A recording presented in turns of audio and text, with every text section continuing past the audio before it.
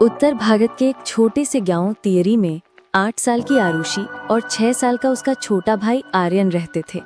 दोनों भाई बहन बहुत प्यारे थे। आरुषि हमेशा आर्यन की देखभाल करती और आर्यन अपनी बहन की हर बात मानता। उनका घर ईंटों की दीवारों वाला छत से ढका हुआ छोटा सा लेकिन बहुत सुकून भरा था। उनके पिताजी पेंटर थे और माँ घर संभालती थी। स्कूल से लौटकर आरुषि और आर्यन अक्सर आम के पेड़ के नीचे खेलते या फिर तालाब के किनारे मिट्टी से खिलौने बनाते। एक दिन गर्मियों की दोपहर में जब दोनों भाई बहन तालाब के पास खेल रहे थे, अचानक उन्हें पानी की सतह पर चमकती हुई एक अजीब सी रोशनी दिखाई दी।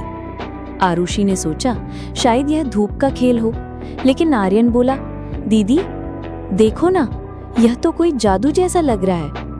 जिज्ञासा से दोनों पास गए। जैसे ही उन्होंने पानी में हाथ डाला, अचानक से पानी गोल गोल घूमने लगा और दोनों उसमें खिंच गए। आंखें खुली तो वे खुद को एक अलग ही जगह पर पाए। चारों ओर रंग बिरंगे पेड़, बोलने वाले जानवर और हवा में तैरते फूल थे। आरुषि ने आर्यन का हाथ कसकर पकड़ लिया। तभी एक तोता लाल चोंच और हरे पंखों वाला उनके सामने आकर बोला, स्वागत है बच्चों, ये जादुई वन है। यहाँ हर आगंतुक को एक मिशन पूरा करना पड़ता है, तभी वो सुरक्षित घर लौट सकता है। आरुषि घबराई, लेकिन आर्यन ने हिम्मत दिखाई। कौन सा मिशन? तोते ने कहा, वन की रानी चांदनी परी को दुष्ट जादूगर ने कैद कर लिया है। अगर तुम उसे आजाद कर सको तो तुम्हें घर का रास्ता मिल जाएगा। आरुषि और आर्यन ने हिम्मत जुटाई। दोनों ने तोते के साथ यात्रा शुरू की। रास्ते में उन्हें कई चुनौतियां मिली। पहेली वाली नदी पार करने के लिए उन्हें पत्थरों पर लिखी पहेलियां हल करनी पड़ी। आरुषि ने जल्दी जल्दी सोचा और हल निकाला। आर्यन ने मजे में उसे तालियां बजाकर प्रोत्साहित किया। बोलते पेड़ का इम्तिहान। एक विशाल पेड़ ने रास्ता रोका और कहा, अगर बहन अपने भाई के लिए कोई बलिदान देगी तभी तुम आगे बढ़ोगे। आरुषि ने बिना सोचे कहा, अगर जरूरत पड़े तो मैं यहीं रुक जाऊं, पर मेरे भाई को जाने दो। यह सुनकर पेड़ भावुक हो गया और रास्ता खोल दिया। आर्यन की आंखें भर आईं, उसने बहन को गले लगा लिया। अंधेरी गुफा में बहुत अंधेरा था।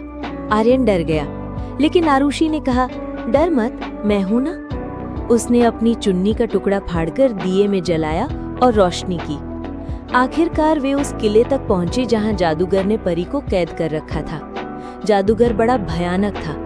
लाल आंखें, लंबा काला लबादा और हाथ में चमकती हुई छड़ी। वो हंसकर बोला, तुम छोटे छोटे बच्चे मुझे हराओगे? असंभव।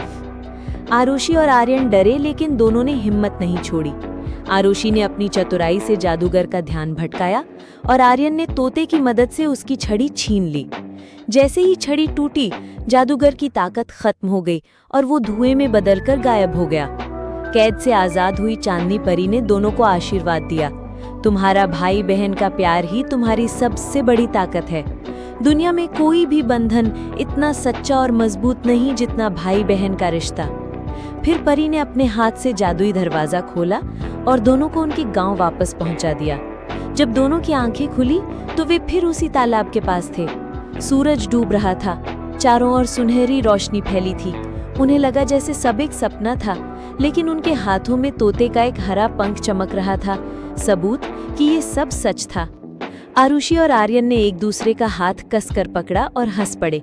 अब उन्हें पता था कि चाहे कैसी भी मुश्किल आए, अगर वे साथ हैं तो कुछ भी असंभव नहीं।